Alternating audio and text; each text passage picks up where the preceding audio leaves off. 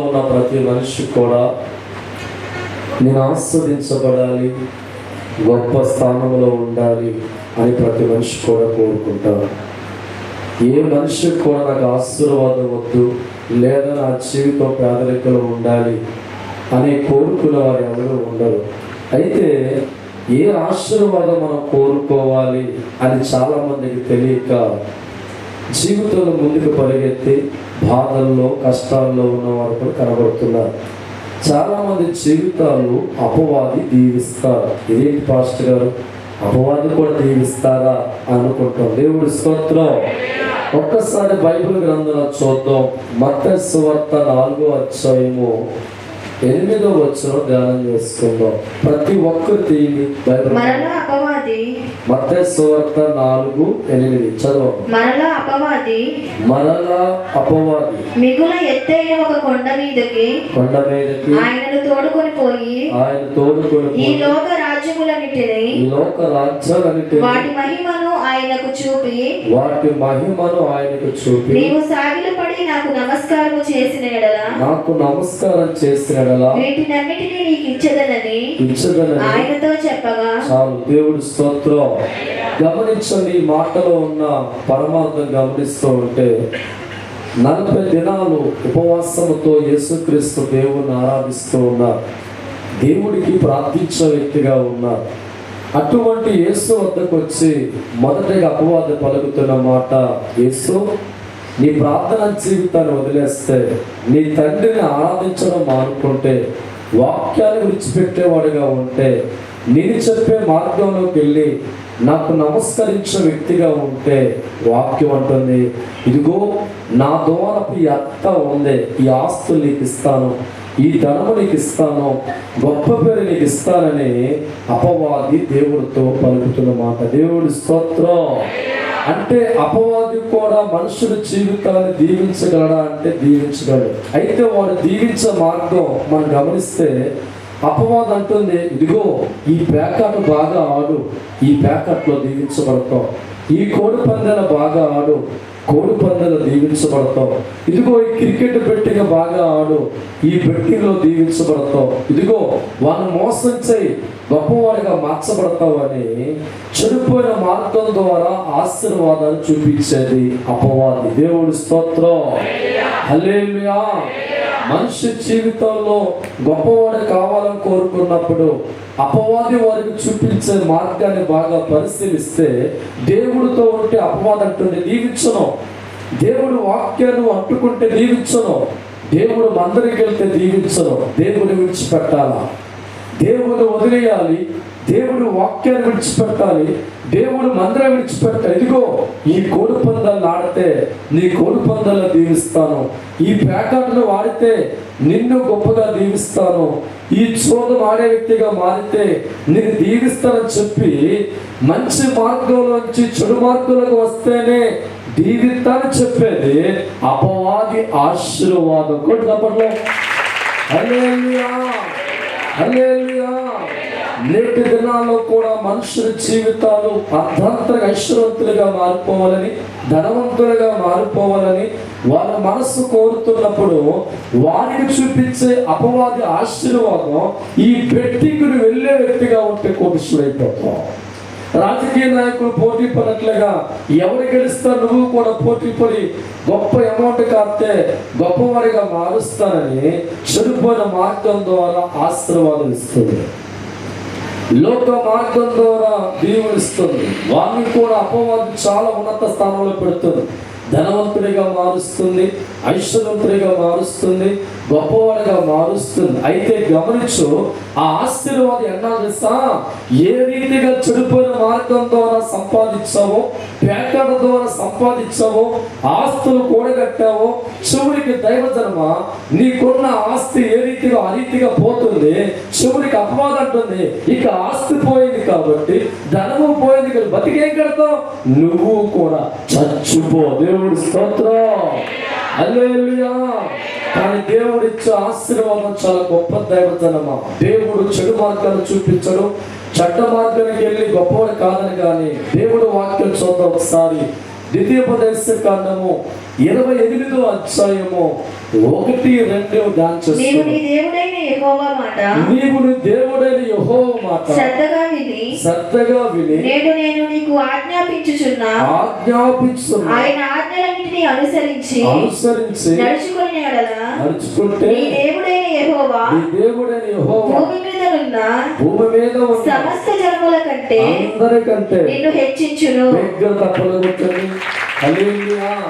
దేవుడు చెప్తున్న మాట ఉదయకాలం బాగా పరిశీలించారు. నీ దేవుడు మాట శ్రద్ధగా ఉంటే, నీ దేవుడు మాటకు లోబడితే, నీ దేవుడు చెప్పింది చేసే వ్యక్తిగా ఉంటే, భూమి మీద ఉన్న సమస్త చదువుల కంటే నీ కుటుంబాన్ని ఐశ్వర్యవంతుడిగా, ధనవంతుడిగా, మేలు కలిగిన వారిగా మారుస్తానంటున్నాడు దేవుడు. దేవుడు స్తోత్రం. ఒక్కసారి తేడా గమనించు. ఎక్కడ కూడా దేవుడు కోడి పందాలకు వెళ్ళు దీవిస్తాను చెప్పలా, పేకాట ఆడు దీవిస్తాను చెప్పలా, బెట్టింగ్లకు వెళ్ళు దీవిస్తాను చెప్పలా. చెప్పాడు అపవాదిగా. కానీ దేవుడు అంటున్నాడు, నా వాక్యాన్ని గుండెల్లో దాచుకుంటే, నా సన్నిధిని గౌరవించే వ్యక్తిగా ఉంటే, తండ్రిగా నాకు భయపడేవారిగా మారుతూ ఉంటే, నేను చెప్పింది చేసే వ్యక్తిగా మారుతూ ఉంటే, నీతి మార్గాన్ని కోరుకుంటూ ఉంటే, యథార్థవంతుడిగా నీవు ఉంటే, ప్రేమ కలిగిన వాడిగా ఉంటే, నా సన్నిధిలో ఉన్న ప్రతి ఆశీర్వాదాన్ని కూడా నీకు ఇస్తాను నాన్న. ఈ ఆశీర్వాదం అనేది ఒక రోజుతో ఉండేది కాదు, కానీ నీతో కాక నీ బిడ్డలతో ఆశీర్వాదం ఉంటుంది. దేవుడి స్తోత్రం. హల్లెలూయా. అపవాదిచ్చే ఆశీర్వాదము చెడు మార్గంలోకి వెళ్ళి సంపాదించమంటారు. అపవాదిచ్చే ఆశీర్వాదం పేకాటలోకి వెళ్ళి సంపాదించమంటారు. అపవాదిచ్చే ఆశీర్వాదం క్రికెట్ బెట్టింగ్లకి వెళ్ళి సంపాదించమంటారు. అపవాదిచ్చే ఆశీర్వాదం ఎవరొకరు కూలీ చేసి వాళ్ళ ఆస్తి దోచుతూ ఉంటుంది. కానీ దేవుడి ఆశీర్వాదం నీతి మార్గం నిలబడే వ్యక్తిగా తప్పదు. దేవుడి స్తోత్రం. హల్లెలూయా. ఏ రీతిగా సాతాను జీవితాన్ని ఎక్కడికో హెచ్చించిన కింద పడతాయి. పేకాట బట్టి వచ్చే నీకు ఆశీర్వాదం, ఎవరినో కొట్టి వచ్చే నీకు ఆశీర్వాదం, చెడు మార్గంలో వచ్చే ఆశీర్వాదం నీకొద్దు, నీ బిడ్డలకు ఇవ్వదు. కానీ అది అస్థిరమైనది. అది నీ జీవితానికి మేలు కాదు, నీ కుటుంబానికి మేలు కాదు. కానీ దేవుడు అంటున్నాడు, నువ్వు పొలంలో పనిచేసే వ్యక్తిగా ఉంటే నీ పొలమును దీవిస్తానయ్యా. కూలి పని చేసుకున్న వ్యక్తి అయితే నీ కూలిని దీవిస్తానయ్యా. చిన్న ఉద్యోగం చేసే వ్యక్తి అయితే ఉద్యోగం దీవిస్తానయ్యా. నీరిచ్చే ఆశీర్వాదం నువ్వు తినడమే కాకుండా, నువ్వు దీవించబడ్డమే కాకుండా, నీ వెనకాలన్న పిల్లలు కూడా అది అనుభవిస్తారు. దేవుడు స్తోత్రం. హల్లెలూయా. గమనించాలి, అపవాది కూడా మనిషి జీవితాన్ని దీవిస్తాడు అనేది బైబిల్ చెప్పే మాట. కానీ వాడు చెడు మార్గంలో ఉంటేనే దీవిస్తాడు, పాప మార్గంలో ఉంటేనే దీవిస్తాడు. దేవుడు వదిలేస్తే దీవిస్తాడు. దేవుడు వాక్యాన్ని వదిలేస్తే దేవుడు దీవిస్తాడు. దేవుడు మందిరాన్ని వదిలేస్తే వాడు అపవాది దీవిస్తానని చెప్తాడు. వాడి దీవెనంతా కూడా మంచి మార్గంలో వచ్చేది కాదు, చెడు మార్గం చూపి క్రికెట్ పెట్టి ఆడమంటాడు, పేకాట ఆడమంటాడు, లోకంలో తిరగమంటాడు, రాజకీయాలు పెట్టి కాయమంటాడు, ఎవరొకరు కూలి చేయమంటాడు. ఆ ఆస్తిని సంపాదించ. దేవుడి స్తోత్రం. మన కళ్ళ ముందు ఎంతో మంది పేకాట ఆడినవాడు మేడ మీద ఎక్కడ అనుకున్న అబ్బా ఎంత దీవించాడు దేవుడు. దేవుడి స్తోత్రం. కొన్ని సంవత్సరాలు గమనిస్తూ ఉంటే ఉన్న మేడ అమ్మేసుకుంటారు, భార్య బిడ్డ గొడవ పడుతూ ఉంటారు, చివరికి చావలేక బతకలేక ఏ పురుగులు మనం తీసుకొచ్చుకోవాలి. దేవుడి స్తోత్రం. క్రికెట్ బెట్టింగ్లో ఆడి లక్షలు సంపాదించి, అక్కడక్కడ ఎకరాల పొలాలు సంపాదించి, అప్పుడు దాకా సైకిల్ మీద వెళ్ళేవాడు కంటికి కళ్ళను పెట్టి శుభ్రంగా బైక్ మీద వెళ్తూ ఉంటే వా ఏమి దీవించాడు దేవుడు అనుకో. దేవుడి స్తోత్రం. కొన్ని రోజుల తర్వాత అదే క్రికెట్ బెట్టింగ్ లో సమస్తం సంకనాకి సమస్తం పోయి లాస్ట్ కి అప్పులు పాలిన తర్వాత అమ్మకి తెలియకుండా, నాన్నకి తెలియకుండా పొలం కూడా చివరికి వెళ్ళి తాగుతాడు కోకోకోల. దేవుడి స్తోత్రం. జీవితాలు అపవాది చేతుల్లో పెడతా ఉంటుంది. కానీ దేవుడు అంటున్నాడు, చెడిపోయిన మార్గాన్ని బట్టి నీకు దీవెన రాదంట. అపవాదించే ఆశీర్వాదం కొంతకాలం నీకుండి చివరికి నీ జీవితాన్ని ముంచివేస్తుంది, నీ కుటుంబాన్ని ముంచివేస్తుంది.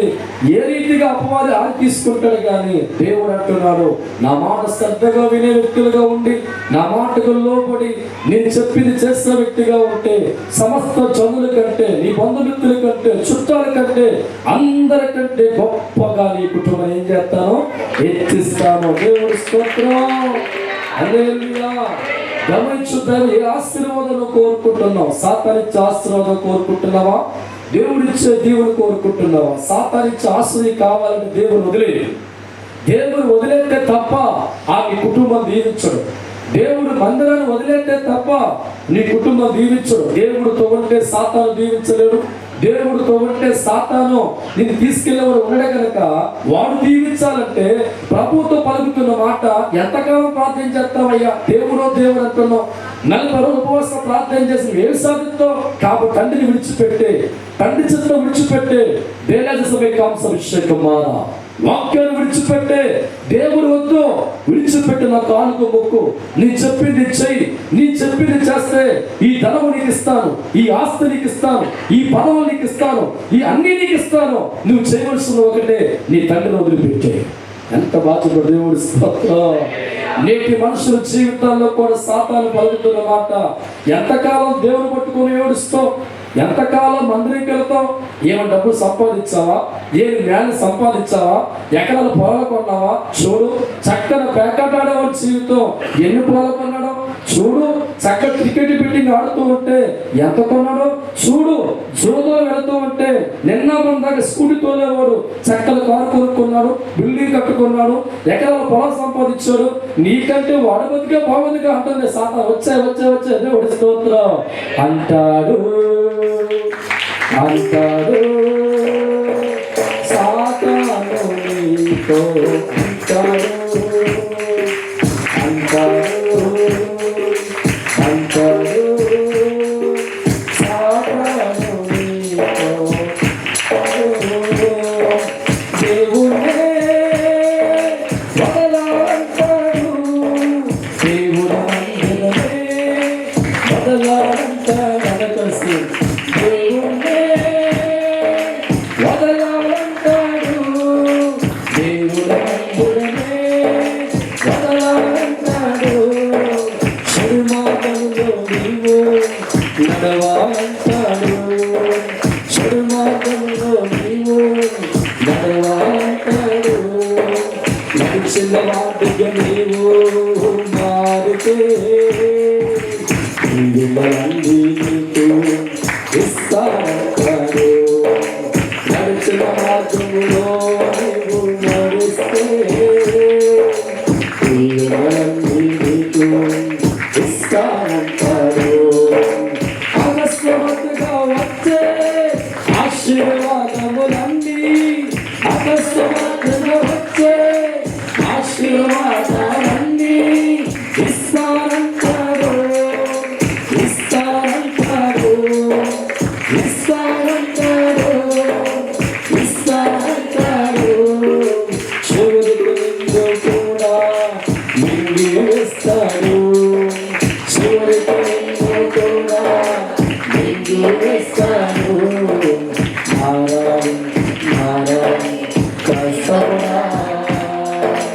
దేవుడి చేతులలో దేవుని తోడా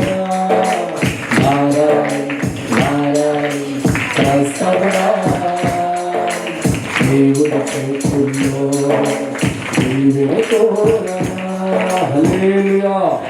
ఈరోజు నీకున్న పరిస్థితులను బట్టి పక్కవాడి ప్యాకెట్లో గొప్పగా మారితే వాంచు సాధనుకుంటున్నా అయిపోతావు. దేవుడి స్తోత్రం. నీకు తెలియదురా, మేకపిల్లకి అలసినట్లుగా సాతాను ఈ రోజుల్లో ప్రతి మనిషిని కూడా త్వరగాను గొప్పడు మారిపోవాలి కాబట్టి అదంటుంది ప్యాకెట్లో దూరు. దేవుడి స్తోత్రం. కానీ దేవుడు ఎప్పుడు కూడా ప్యాకెట్లోకి వెళ్ళమని బైబిల్ రాసే వల్ల ఆయన అంటున్నాడు, వ్యవసాయం చేసే వ్యక్తిగా ఉన్నావా? నీ పంటలో కష్టపడి దీవిస్తాను. డ్రైవింగ్ చేసుకుంటున్నావా? డ్రైవింగ్లో కష్టపడి దీవిస్తాను. చిన్న ఉద్యోగం చేసుకుంటున్నావా? ఆ చిన్న ఉద్యోగంలో కష్టపడి దీవిస్తాను. దేవుడి లోకంలో ఏ వ్యక్తి నీకు ఇచ్చాడో, దేంట్లో కష్టపడుతున్నావో దాంట్లో దేవుడు దీవించి నేను గొప్పవాడిగా మార్చేవాడిగా ఉన్నాడు తప్ప సాతానులాగా నువ్వు గొప్పవాడు కావాలంటే దేవుడు విడిచిపెట్టి ప్యాకాట్లోకి వెళ్ళు, క్రికెట్ బెట్టింగ్లోకి వెళ్ళు, జోగములోకి వెళ్ళు అని ఎక్కడ కూడా దేవుడు చెప్పరా. దేవుడు స్తోత్రం. హల్లెలూయా. కాబట్టి ఏ ఆశీర్వాదం కోరుకునే క్రైస్తవుడిగా ఉన్నావు? అర్ధాంతరం వచ్చే ఆశీర్వాదం ఎదుగుతున్నావా? దేవుడి చేతుల్లో ఉన్న దీవెన కోరుకుంటున్నావా? అపవాదం కూడా అనేక జీవితాలు మోసం చేసేవాడిగా మారి గొప్పవాడిగా మారిపోతే భ్రమ కల్పించి పక్కవాడు ఆడుతున్న చోదం చూపించి వాడు చోదానప్పుడు ఎంత గొప్పవాడిగా మారాడు బెట్టింగ్లతో గొప్ప చూపించి నీ కళ్ళు మరుగుచేసి నిన్ను కూడా లాగి నువ్వు ఆడరా అని బోధిస్తుంది అపవాది. దేవుడి స్తోత్రం. ఆనాడు యేసయ్య కూడా అంటుంది, ఎన్నాళ్ళు ఉపవాసం ప్రార్థన చేస్తా పక్కోడుగా మారిపోయి కడుపు మార్చుకున్నావు, ఏంటి నీకు లాభం అంటుంది అపవాది. దేవుడు నమ్ముకున్నావు, ప్రార్థన చేస్తున్నావు, సుఖం ఉందా అంటుంది. నీవు నా వైపు తిరగలిగితే, నా పార్టీలోకి రాగలిగితే, ఇదిగో నాలో ఉన్న ప్రతి దీవెనికి ఇచ్చదంటుండే. నువ్వు చేయవలసింది ఒకటే, ఏం చేయక ప్రార్థన మానే. దేవుడి స్తోత్రం. హల్లెలూయా. ప్రార్థన మానేస్తే, మందిరాన్ని మానేస్తే, వాక్యదానం మానేస్తే, అసలు దేవుడు వదిలే చాలు. ఆ 4 చేస్తే చాలు నీకు దగ్గరికి వచ్చాక. దేవుడి స్తోత్రం. ఎవడు కరోనా ఒప్పుకుంటావా? ఆడగడ ప్రమాదం. దేవుడి స్తోత్రం. హల్లెలూయా. చదవండి, వాక్యం జ్ఞాపం చేసుకుందాం. సామెతల గ్రంథం 11వ అధ్యాయము 18వ వచనం ధ్యానం చేసుకుందాం. చదవండి. భక్తిహీనుడి సంపాదన, భక్తిహీనుడు సంపాదన వారిని మోసము చేయును, వారిని మోసం చేస్తుంది. నీతిని విత్తువాడు శాశ్వతమైన బహుమానము నొందును. చాలు. దేవుడి స్తోత్రం. భక్తిహీనుడు అంటే వాడు దేవుడు కలిగి లేనివాడు, లోపల ఉన్నవాడు, భక్తి మార్గం వాడికి ఉండదు కానీ అనుకుంటూ ఉంటాడు. ఏదో రకముగా నేను ఐశ్వర్యవంతుడు అయిపోని ఆలోచించి చివరికి ఏ ప్యాకాటో, ఏ కోడిపందాలో, ఏ బెట్టింగ్లోకి వెళ్ళి ఒక 10 లక్షలు చేత పట్టుకొని వెళ్తాడు. బాగా ఫస్ట్ 10 లక్షలు కోటి రూపాయలు వస్తాయి. తప్ప దేవుడి స్తోత్రం. హల్లెలూయా. అబ్బా 10 లక్షలు తీసుకెళ్తే కోటి రూపాయలు కానీ ఇంటికి భార్య దగ్గరికి బిర్యానీ పంటలు తీసుకొస్తాడు. ఏమే కోటి రూపాయలు సంపాదన చెప్తాడు, బిర్యానీ పంటలు తీసుకొస్తాడు, శుభ్రం కలిసి తింటారు. మళ్ళా 10 రోజులకి మళ్ళీ 10 లక్షలు ఇచ్చుకెళ్తే 2 కోట్లు. అబ్బా దేవుడి స్తోత్రం. ఈసారి సడన్ గా కారు కొనుక్కొస్తాడు. ఏమే కారు వచ్చాడు. దేవుడి స్తోత్రం. ఆ అమ్మాయిగా గుచ్చిపోయి, అబ్బా నా కొండ బంగారం మా ఆయన ఎన్నాడు. దేవుడి స్తోత్రం. ఒక 6 నెలల తర్వాత 3 కోట్లు పెట్టాడు. మళ్ళా 3 కోట్లు పడడు. చివరికి ఉన్న ఆస్తి పోతుంటది, బిల్డింగ్లు పోతూ ఉంటే, ఉన్న కారు పోతూ ఉంటది.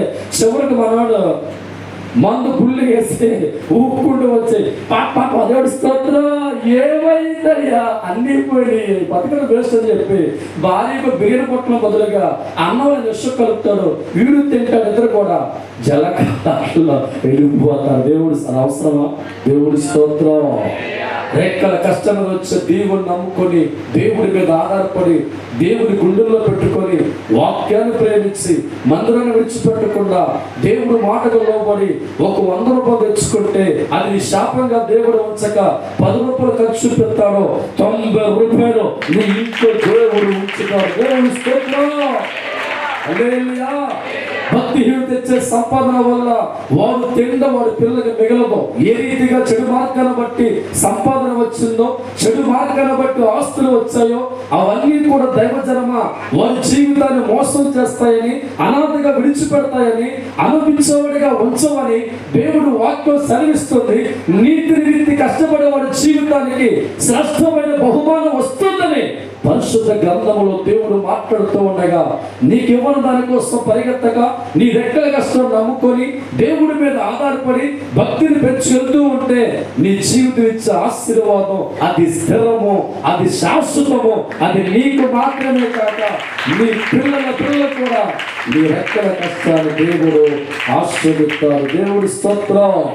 బైబిల్ గ్రంథంలో దేవజనమ యాకోబు జీవితం మనం బాగా పరిశీలిస్తూ ఉంటే, తండ్రి ఇస్సాకు వృద్ధాప్యంలో వెళ్ళిపోతూ ఉంటాడు. 2 కళ్ళు కూడా మసుకొచ్చి కనబడవు. అయితే ఒక దినాన, నాయన నా కళ్ళు కనబడతలేదు, నీ ముసలివాడిగా మార్చబడ్డాను, నా కొరకు అడవులోకి వెళ్ళి శ్రేష్టమైన ఆహారం వేగడు కదా, నీ దీవిత నాయన అంటే ఏసాపు తండ్రి మాటలు నమ్మి యథార్థంగా అడవులోకి వెళ్ళి ఏటాడుతూ ఉంటే గుంట నక్కల్లాగా పక్కనే ఉన్న యాకోబు అమిద్దరు వింటారు. దేవుడి స్తోత్రం.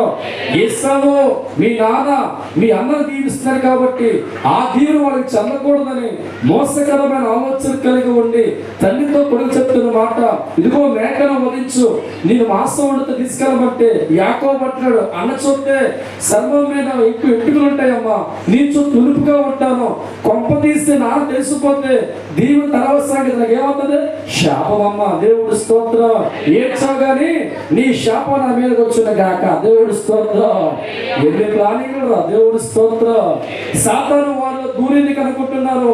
భర్తను మోసం చేయమని భార్యతో మాట్లాడుతుంది, తండ్రిని మోసం చేయమని కొడుకుతో సాతాను చెప్తుంటే ఇద్దరు కూడా దేవుడు నమ్ముకున్న వారే కానీ దేవుడికి భయపడక, దేవుడి వాక్యాలు వినక, సాతాను ప్రేరేపణ చేత సాతాను బిడ్డలుగా మారి భర్తనే మోసం చేసే వ్యక్తిగా భార్య మారిపోతుంది.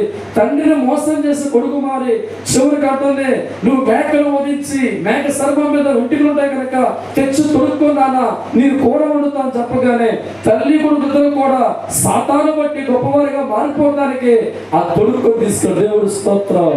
తండ్రి నీ స్వరం వింటే యాకోబులాగా ఎవరు రాదు. దేవుడు స్తోత్రం. నాన్నగారు అబద్ధం చెప్పను, నేను ఏసావునే కొట్టు.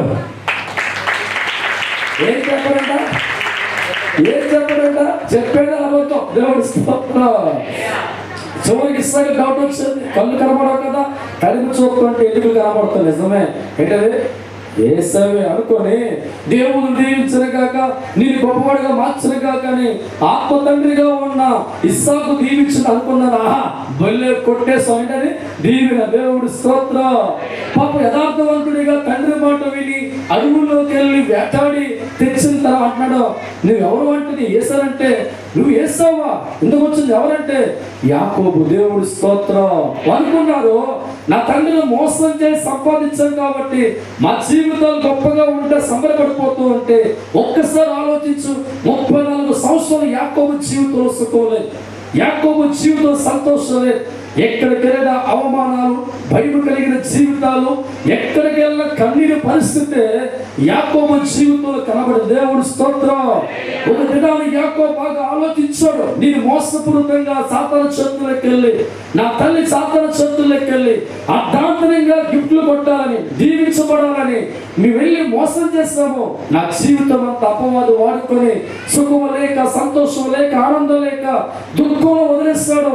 నన్ను క్షమించు తండ్రిని మనసు మార్చుకొని నేను మోసపురమే కాదు కానీ స్థిరమైన ఆశీర్వాదం నా దేవుడు ఇస్తాడు, నిజమైన దీవెన నా తండ్రి అనుకొని హృదయాన్ని మార్చుకొని సాతాను చేతుల్లో బయటకు వచ్చి పదార్థవంతుడిగా మారి దేవుడు అడుగుతున్నాడు, నన్ను దీవించు ప్రభువా.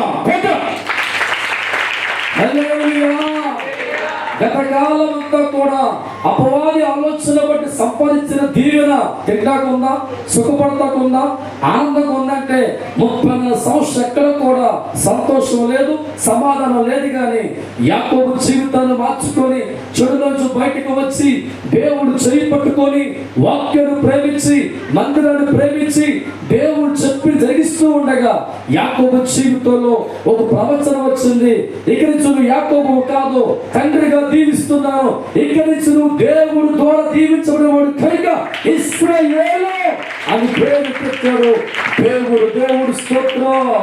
అప్పుడు మారింది నిజమైన దీవెన యాకోబుని.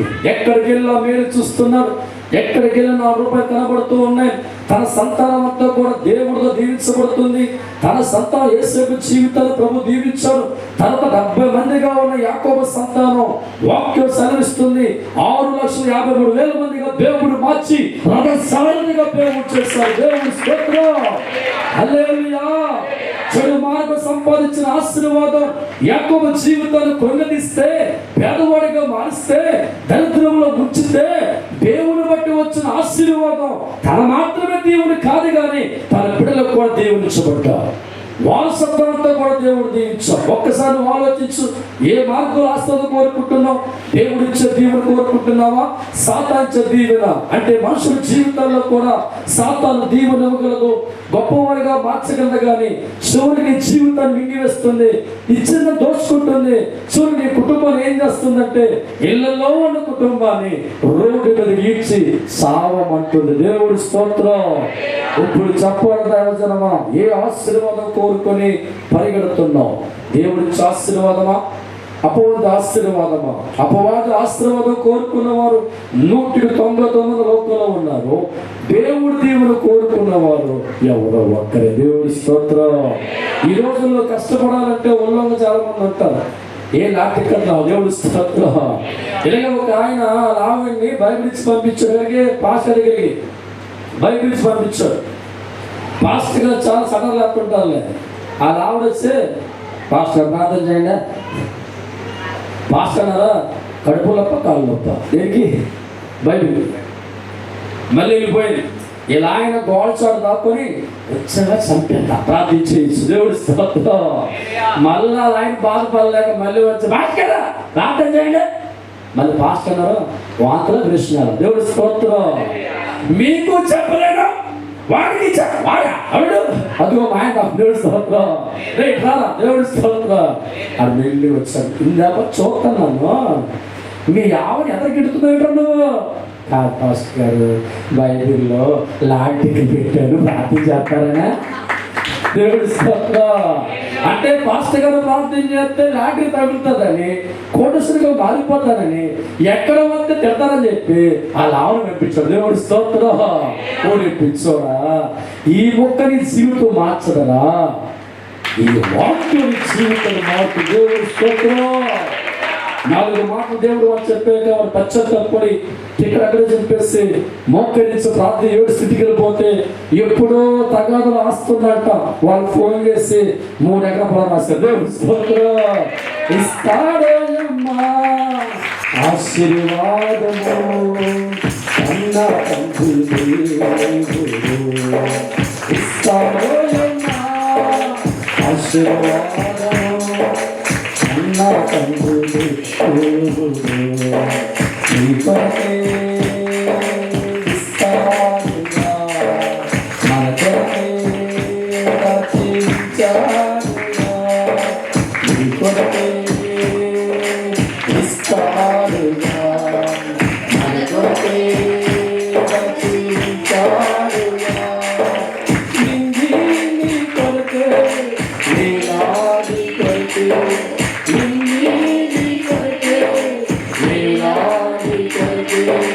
కంటికి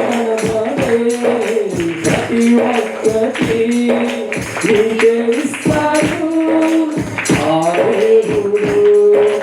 కంటికి ప్రతి ఒక్కటి నీకే ఇస్తాడు ఆ దేవుడు. తెలుసుకో ఈ దేవుడి వాక్యము, తెలుసుకో ఈ దేవుడి వాక్యము, తెలుసుకున్న వాడుగా దేవుడి సన్నిధిలో, తెలుసుకున్న వాడుగా దేవుడి సన్నిధిలో. హల్లెలూయా. చాలా మంది జీవితాల్లో అమ్మ చేతుల్లో ఉండక నాన్న చేతుల్లో ఉండక లోకంలో గొప్పవాడుగా మారిపోదు పరిగెత్తవచ్చు. చాలా మంది దేవుడి స్తోత్రం. ఎప్పటికీ అవ్వరా దేవుడి స్తోత్రం.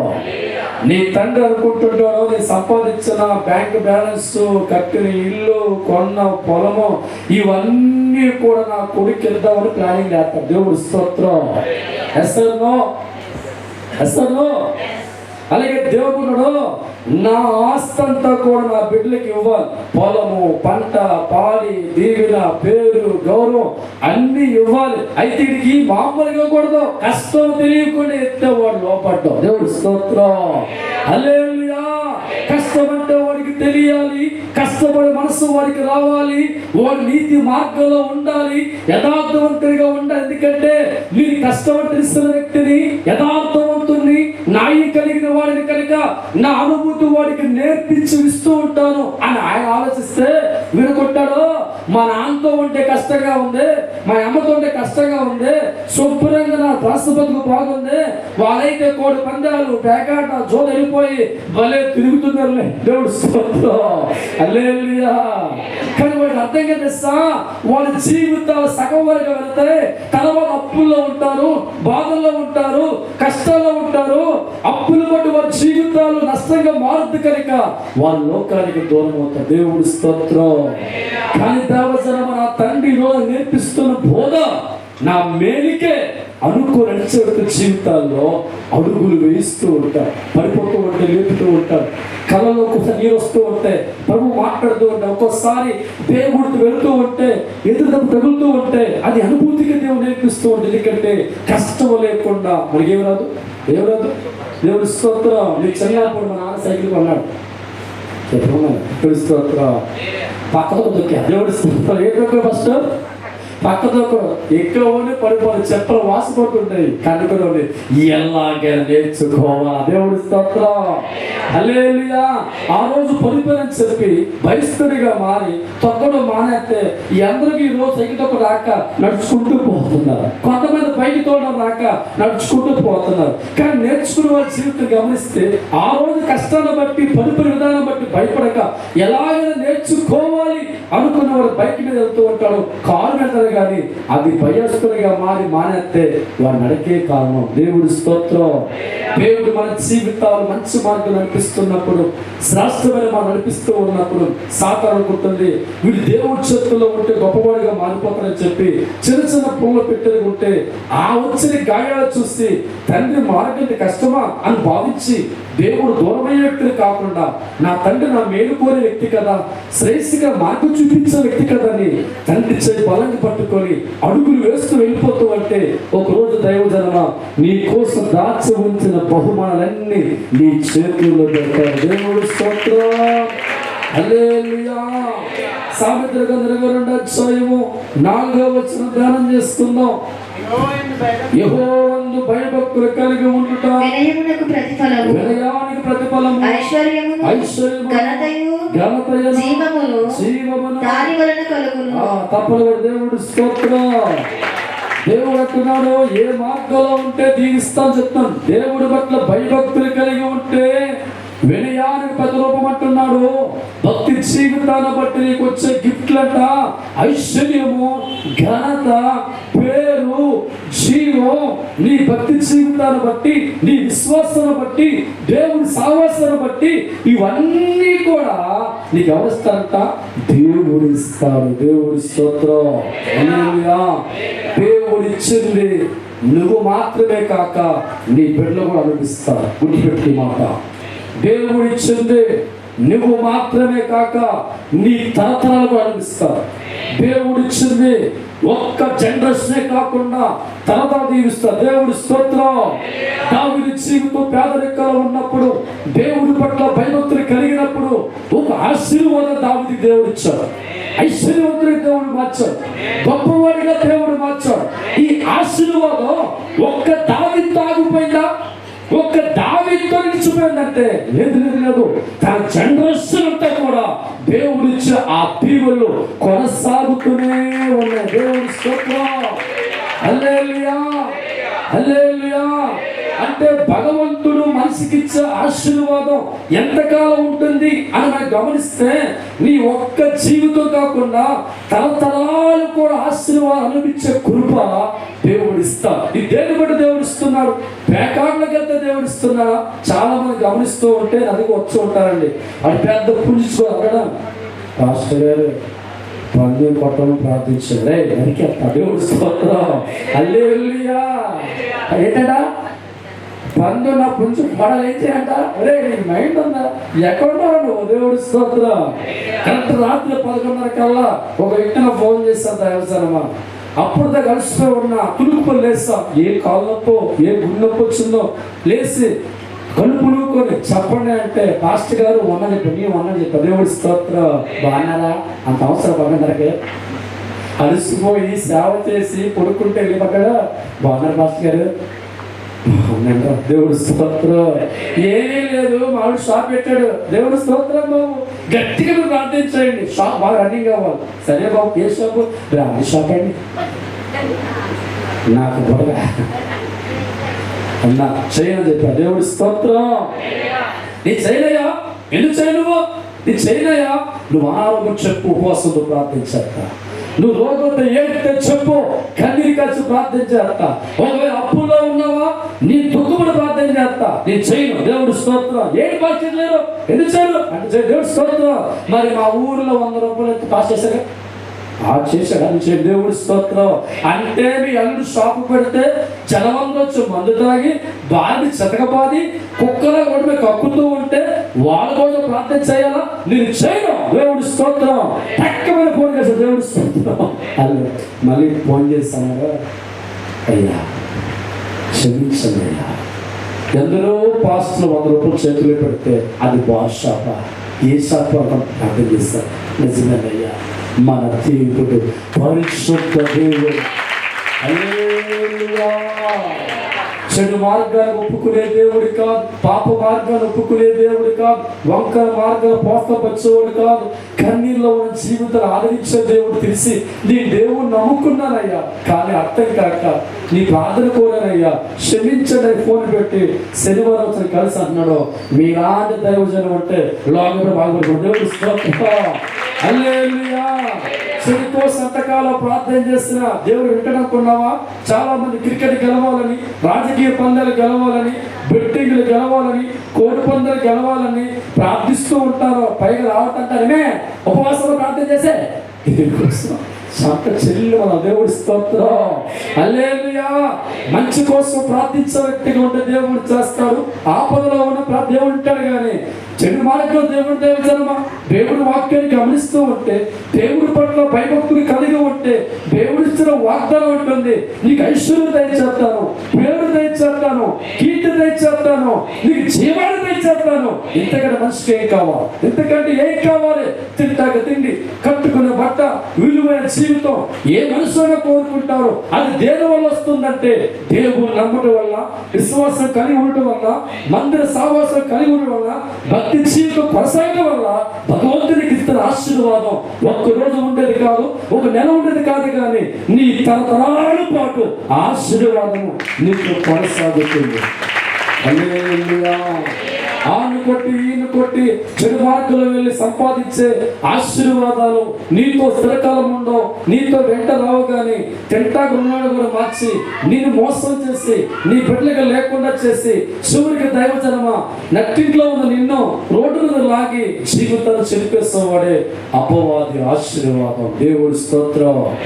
నేటి దినాల్లో అపవాదించే ఆశీర్వాదమే కోరుకునే క్రైస్తవులు ఉన్నారు. అపవాదించే ఆశీర్వాదం కోసం దేవుడు వదిలేసుకున్న వారు ఉన్నారు. అపవాదించే దీవుల కోసం మందిరాన్ని వదిలేసేవారు ఉన్నారు. దానివల్లకి ఏంటి లాభం? దానివల్లకి ఏంటి ప్రయోజనం? నీకు శాశ్వతంగా దీవెనిచ్చేవాడు నేను మోసం చేస్తున్నాడు, నీ జీవితంలో ఆడుకుంటున్నాడు, నేను బానిసగా మార్చుకుంటున్నాడు. దేవుడు వదిలేయమంటున్నాడు, దేవుడు మందిరం వదిలేయమంటున్నాడు, దేవుడు సాహసం వదిలేయమంటున్నాడు. నీకు అర్థం కాక సాతాను ప్రేరణ బట్టి పరిగెత్తి ఉన్నవాడుగా మారిపోవాలని, ఐశ్వర్యం మారిపోవాలని, ఎవరికో వచ్చిన సాతాను దీవెని చూసి నేను మారిపోయి వెళ్ళి ఉన్న పుస్తకాలు అమ్ముకొని, బిల్డింగ్లు అమ్ముకొని, సంస్థలు అమ్ముకొని నిశ్చయంగా మారి ముఖం చూపించలేక చచ్చిపోయిన యవనస్తులు, చచ్చిపోయిన యజమానులు, చచ్చిపోయిన భార్యలు ఎంతో మంది లోకంలో ఉన్నారు. అది మనకు వద్దు. ఫోటో. హల్లెలూయా. దేవుడిచ్చే ఆశీర్వాదం కొరకు చేయవలసింది ఒకటే, దేవుని గట్టిగా పట్టుకో, వాక్యాన్ని బలంగా ప్రేమించు, మందిరాన్ని ఎప్పుడు విడిచిపెట్టుకో, ప్రభువు నామంలో ముందుకెళ్ళు, కన్నీళ్ళతో ప్రార్థించి నా స్థితి మార్చు తండ్రి ప్రార్థించి, నాకు నువ్వు తప్ప ఎవరు ప్రార్థించి. నీ దేవుడు పేదవాడి కాదు కానీ ఐశ్వర్యవంతుడు, ధనవంతుడు, సృష్టికర్త, కాలానికి శాసనకర్త అయిన దేవుడు. ఆయన నోట వచ్చే మాట పవిత్రమైంది, శ్రేష్టమైంది. ఆయన చెయ్యి పట్టుకున్న మరుక్షణమే నువ్వు పేదరికలో ఉండవు, దరిద్రంలో ఉండవు. ఏ కార్యక్రమం ఉండగాని 100 మంది కన్నా పెట్టేవారిగా, దేశాన్ని పరిపాలించేవారిగా, రాష్ట్రాన్ని పరిపాలించేవారిగా, నీ కుటుంబాన్ని ఆదరించేవారిగా నిన్ను పెడతారు దేవుడు. ఎక్కడో దేవుడు స్తోత్రం. దేవుడిచ్చిన ఆశీర్వాదం కన్నులను చూస్తావు, నోటికి అనుభవిస్తావు, సుఖపడుతూ ఉంటావు. నీ తర్వాత నీ బిడ్డ సుఖపడుతూ ఉంటారు, నీ బిడ్డ సుఖపడుతూ ఉంటారు. రాజులు బతుకుతూ ఉంటావు. వాళ్ళకు జనం చెప్తూ ఉంటారు, ఏ దేవుడు నమ్ముకున్నాడు కానీ ఈ బిడ్డ వాడు బాగుపడ్డాడు, వాడి కొడుకు బాగుపడ్డాడు, వాడు మనవడు బాగుపడ్డాడు. అమ్మో వీళ్ళ దేవుడు సర్వశక్తి కలిగిన దేవుడు. దేవుడు స్తోత్రం. అదే సాతాను వస్తే ప్రాణం అనుకుంటాడు, అబ్బా ఏదో జాక్ పడుకొట్టాడు, బిల్డింగ్ కొనేస్తాడు, కారు అనుకొని పొగుడుతూ ఉంటారు. కొంతకాలం తర్వాత మేడం ఆగిపోతుంది, కాపు ఆగిపోతుంది. ఈ రోడ్డు అప్పుడుకున్నా ఇది అవుతాడు. దేవుడు స్తోత్రం. హల్లెలూయా. చదువుల మాట గమనించు. శాశ్వతమైన దీవెన చూస్తున్నప్పుడు దేవుడు మహిమపరుస్తున్నారు. అపవాదించే దీవెన చూశాక అందరూ అప్పుడు అనుకున్నా ఏ రీతికి వచ్చిన పాత దేవుడు స్తోత్రం. ఆ మాట నీకు కావాలా? ఆ పిలుపు నీకు కావాలా? ఆ స్వరం నీకు కావాలా? నీ కుటుంబాన్ని చూడగానే దేవుని బట్టి దీవించబడ్డారు అని చెప్పే స్థాయికి ఉండాలి. దేవుడు స్తోత్రం. ఒక ఏసేపు జీవితం గమనిస్తున్నాం. అబ్రహాం జీవితం గమనిస్తున్నా, దావీదు జీవితం గమనిస్తున్నా, రూతు జీవితం గమనిస్తున్నా, ఎస్తేరు జీవితం గమనిస్తున్నా, బోయజు జీవితం గమనిస్తున్నా, ఇలా చెప్పుకుంటూ వెళ్ళిపోతే దేవజనమా, ఎందరో పేదవారి జీవితాలు వారి తరతరాలు దీవించబడ్డ కారణం వారి పేకాటాలు లేదు, వారి కోడి పందాలు లేదు, క్రికెట్ బెట్టింగ్ని కాయలేదు, కానీ దేవుడు భక్తి జీవితంలో కన్నులారా చూశారు, విశ్వాసులుగా మార్చబడ్డారు, దేవుడు గట్టిగా పట్టుకున్నారు, నన్ను దీవించే దేవుడు నీవే అని ప్రార్థన చేస్తున్నారు. వారి బతుకులు ఇచ్చిన ఆశీర్వాదం తరతరాలు చెప్పుకునే స్థాయికి జీవ గ్రంథములో దేవుడు రాయించారు. దేవుడు స్తోత్రం. ఈరోజు నీ జీవితంలో కూడా గొప్పవారిగా మారాలి అని కోరుకునే వ్యక్తిగా ఉంటే నీ తండ్రిని గట్టిగా పట్టుకోవయ్యా, ఇంకేం చేయక్కల. నీ జీవితం, నీ కుటుంబం ఒక ఐశ్వర్యంగా మారాలంటే నువ్వు చేయవలసింది ఒక్కటే, అపవాద మాటకు లోపడకుండా, చెడు మార్గాలు కోరుకోకుండా, లోకంలో ఎవడో చెడిపోయిన మార్గం సంపాదించేవాడు మొహం చూడకుండా, నీ తండ్రి కన్న తండ్రి నీకు ఇవ్వడానికి, నేను ఆస్వాదించడానికి, నీకు మేలు దయచేయడానికి ఎప్పుడు చేతులు చాపి నీ వైపు చూస్తున్న దేవుడు ముఖం చూసి నా తండ్రి, నా దేవా, నాన్న అని పిలుస్తూ ప్రతిరోజు నువ్వు ప్రార్థన చేసుకుంటూ ఉంటే పేదవాడిగా ఉంచుతాడా, నేను అప్పుల్లో ఉంచుతాడా, గొడ్డుమోతుగా ఉంచుతాడంటే ఉంచాడు. నాన్న కన్న తండ్రి కూడా బిడ్డల భవిష్యత్తు గురించి ఆలోచన చేసి వారు ఉన్నత స్థానంలో ఉండాలని రాత్రి పగలు కష్టపడి వారు భవిష్యత్తుని మనసులో పెట్టుకుని పనిచేస్తే అమ్మా నాన్నగా మనకుంటే అమ్మా నాన్న కంటే గొప్పవాడు నీ తండ్రి కాడా? దేవుడి స్తోత్రం. సృష్టికి మూలమైన దేవుడు ఎవరి కోసం తప్పు నిర్మాణం చేస్తాడు? తన తింటాడా, తన తాగుతాడా? నీకే కదా. రాజుగా నువ్వు ఉండాలని, ప్రవక్తగా నువ్వు ఉండాలని, శరణార్థుడిగా నువ్వు ఉండాలని, గొప్పవారిగా నువ్వు మారాలని, తండ్రి చేతులు దేవుడికి ఇవ్వాలని కన్నులారా ఎదురు చూస్తూ ఉంటే దేవుడి చేతులు చూడక, దేవుడి మాట లోపడక, సాకారిచ్చే దేవుని చూసి దాసుడిగా మారి ప్రేరేపణ కలిగి దేవుడి వాక్యాన్ని విడిచిపెట్టి, దేవుడి మందిరం విడిచిపెట్టి, దేవుడి ప్రేమ విడిచిపెట్టి ఏదో దొరుకుతుందని పరిగెత్తి సాతాను చేతుల్లో మోసపోయి జీవాన్ని కోల్పోయి, సంపద కోల్పోయి, ఆరోగ్యాన్ని కోల్పోయి, చివరికి భూమి మీద లేకుండానే చనిపోయే వ్యక్తులు చాలా మంది కనబడుతున్నారు. వారిలో మనం అక్కడ మోసపోవద్దు. దేవుడి స్తోత్రం. ఆనాడు ఏ దేవుడు ఆరాధిస్తున్నావు ఆ తండ్రినే మోసం చేయడానికి సాతాను వచ్చి అంటుంది, ఎందుకయ్యా దేవుడికి మొక్కుతో భక్తి జీవితం నీకు ఏమొస్తుంది? నీ తండ్రి నీకు ఆశించాడా? మేకులు మాత్రం ఇచ్చాడు కదా. వదిలేస్తే ప్రభుని వదిలే, తండ్రిని వదిలే, సాహసం వదిలే, ఆ నీ కొట్టు, నువ్వు బాగుపడలో నా చేతుల్లోకి వచ్చే, నా మార్గంలోకి వచ్చే, నా మాట విను, నా మాట వింటే, నా కాళ్ళకు మొక్కితే, నీ తండ్రిని విడిచిపెట్టేవాడిగా మారిపోతే నేను గొప్పవాడిగా మార్చేస్తాను, ఐశ్వర్యుడిగా మార్చేస్తాను. నువ్వు ఆడుతున్న క్రికెట్లో ఒక్క దీవెనిస్తాను, ఆడుతున్న బెట్టింగ్లో ఒక్క దీవెనిస్తాను, కోడి పందాలు గెలిచేస్తావు, ప్యాకాట్లో గెలిచేస్తావు, కప్పుల్లో గెలిచేస్తావు, నిన్ను కొట్టే మనగారు లేడని చెప్పి సాతాను ఓసర వెళ్ళేలాగా మెత్తన మాటలు పలుకుతూ ఉంటే మనం అంటాం ఎస్ ఎస్ ఎస్ అడగనయ్యా అని తెలుస్తా. కానీ దేవుడు అంటాడు, చెడులోకి వెళ్ళావా తోడు విడిచేస్తా. దేవుడి స్తోత్రం. హల్లెలూయా. చెడు కోరుకుంటే లంపలు వాయించేస్తాను, చెడు వాటిలో ఉంటే తోలు తీస్తాను, వంకర మార్గం బిడ్డ తీస్తానని మన తండ్రి మాట్లాడుతుంటే సాతాను అంటాడు, వంకర మార్గులకి వెళ్ళు, చెడు మార్గులుగా. దేవుడి స్తోత్రం. వారు చూపించే వంకర మార్గం నీ కొంప ముంచుతుంది, దేవుడు చూపించే మార్గం నీ కొంప మునిగింది. దేవుడి స్తోత్రం. ఏ మార్గం కావాలో గమనించుకో. యెహోవా గిరిశోల ప్రార్థన మందిరంలో తండ్రిని దీవించాలని కోరుకుంటూ ఉండగా ఆయన గట్టిగా పట్టుకో, ఆయన కౌగిలించుకో, ఆయన వాక్యాన్ని గుండెలు దాచుకో. దేవుడి సాహసాల ముందుకు వెళ్ళిపో. సంవత్సరం తిరిగేలోపు నీ అప్పులన్నీ కూడా గాలి తుఫాను ఎగిరిపోతాయి. దేవుడి స్తోత్రం. I'm challenge. దేవుడు ఆత్మతో మీతో మాట్లాడుతున్నా. తండ్రి కోరుకున్న బిడ్డగా నువ్వు మారితే, నా తండ్రి కోరుకున్న బిడ్డగా నడిచించే వ్యక్తిగా ఉంటే, మెదసమయ కాంసాభిషేకం మార తండ్రి కోరుకున్న మార్గం నీ బతుకులు కట్టుకుంటే, దేవుడు ఆత్మ కలిగిన వాడు, వాక్యాన్ని బోధించేవాడుగా మీ కాపరిగా ఛాలెంజ్ చేస్తున్నాను. మీకు అప్పులు ఉండవు, మీకు బాధలు ఉండవు, మీ కష్టాలు ఉండవు, మీకు దుఃఖం ఉండదు, మీకు దుఃఖాలు ఉండదు. కానీ కన్న తండ్రి మీతో వస్తాడో సాతాను ఎగిరి తక్కువలు అది వెళ్ళిపోతుంది. మీరందరూ బాగుపడతారు. దేవుడు స్తోత్రం. ఎంతమంది దేవుడి కావాలి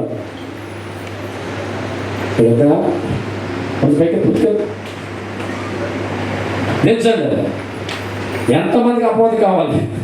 అయిపోయి దేవుడి స్తోత్రం. హల్లెలూయా. ఎన్నాళ్ళు నేను మర్చిపోయాను దేవుడినే దేవుడివే. మొదలుద్దాం. ఇన్నాళ్ళు నేను మరచిపోయాను దేవుడివే, దేవుడివే. ఎక్కడెక్కడ ఆశీర్వాదం ఉందని, ఎక్కడెక్కడ దీవెనలు ఉన్నాయని, ఎక్కడెక్కడ ఆశీర్వాదం ఉందని, ఎక్కడెక్కడ దీవెన ఉందని, పరుగుల మీద పెరుగుతానురా నీ సన్నిధిలో నాకు వేదయ్యా. పరుగుల మీద పరుగు పెట్టానయ్యా నీ సన్నిధిలో నుండి నాకు తెలుసుకున్నాను యేసయ్యా, పట్టుకుంటాను నీ చెయ్యా. తెలుసుకున్నాను యేసయ్యా, పట్టుకుంటాను నీ చెయ్యా. అందరూ కళ్ళు మూసుకుంటాం. అమ్మగారు ప్రార్థన చేస్తుండగా మనందరూ కళ్ళు మూసు ప్రార్థనలోకి వెళ్తాం.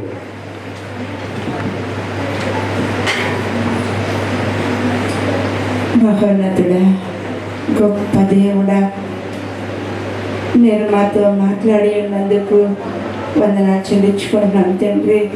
కృప కలిగిన దేవా, అవును ప్రభువా, మేము ఏ మార్గంలో ఉన్నామో మాకు తెలియజేసి ఉన్నావు తండ్రి.